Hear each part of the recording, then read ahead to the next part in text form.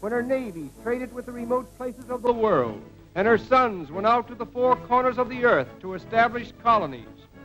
Vera's charm has always endeared it to artists, who find in its quaint streets and costume peasantry pictures rich in color and romance.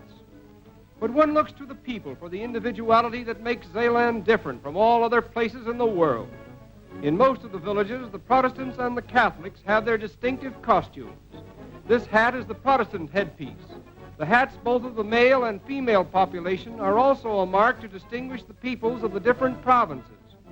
Even different pursuits or occupations are known in this way. Cleanliness seems to be the ruling passion of the Dutch housevrouw, and polishing and scrubbing are unceasingly carried on with a continuity and thoroughness unknown outside of the Netherlands.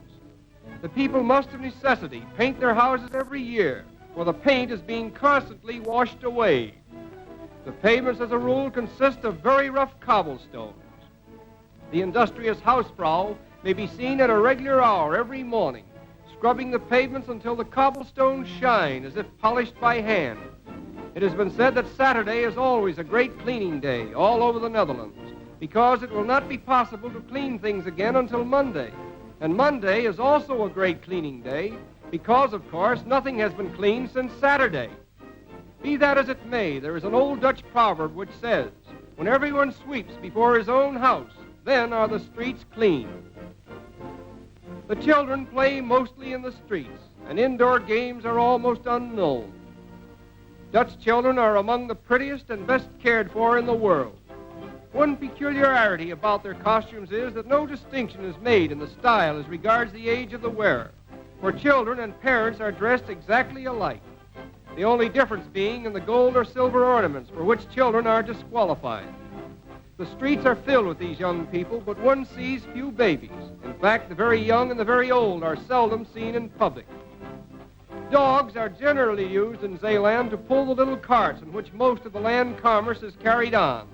They are usually well cared for and appear to enjoy the unique service which they render their masters.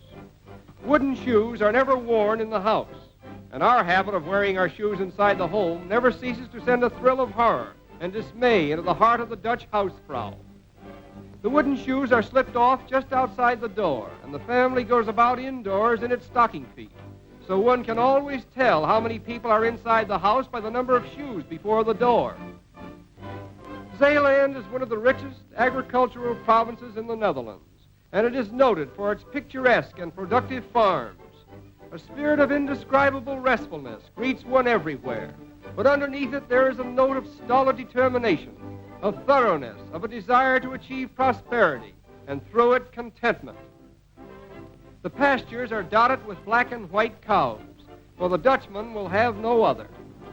These great creatures appear to be more contented than the cows of other lands. They produce millions of gallons of milk, from which are made millions of pounds of cheese and butter, important commodities of the Netherlands, by which the Dutch farmer often becomes wealthy. Even the sheep contribute their share. Incidentally, weather-burned arms are considered a mark of beauty by the Dutch dairymaid. The redder her arms, the flatter her chest, and the broader her hips, the sooner will she be led by some happy young Dutchman to the village kirk. It is in Zeeland that one sees the hooded farmer's wagon, so reminiscent of the old American prairie schooners. But the Zeelander, with his love of color, lavishes brilliant reds and blues and greens upon his wagons. Even his horse is a colorful horse, for the breed distinctive of this section of the Netherlands is a light taffy color. Zeeland is a conquest made by man over the sea. It exists because the Zeelanders preserve it, and it will vanish whenever the Zeelanders shall abandon it. They now grow fruit and flowers and vegetables, where seaweed and marine life once thrived. Their object has been to claim it from the sea, to keep it, and to make it worth the keeping. The Zeeland farmer is a prosperous and peace-loving type. Great wealth he may have, but he is never ostentatious. The typical Zeeland girl is noted for her domestic achievements. Her life is generally restricted, monotonous, and laborious, yet sheltered, secure, and eminently comfortable. The most picturesque day in Zeeland is Sunday, for it is then that the country folk may be seen in their most colorful costumes.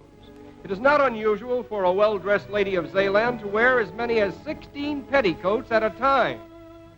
It is considered good style to have much plumpness below the waist, and when it is the work of nature, the lady is considered fortunate indeed. The peasant dress is rich and becoming, but there is one part of the costume never seen before in any other part of the world, and that is the bangles before the eyes, looking like horses' blinkers. These ornaments are made of gold and represent a small fortune in themselves. They are handed down from mother to daughter, even unto the third and fourth generation. And so life goes on among the modest and contented country folk of Zeeland, who live in a land of peace and prosperity, and find among themselves the simple elements of happiness, which render to their little kingdom a semblance of paradise on earth. And it is with this thought that we say, farewell to Zeeland, the hidden paradise.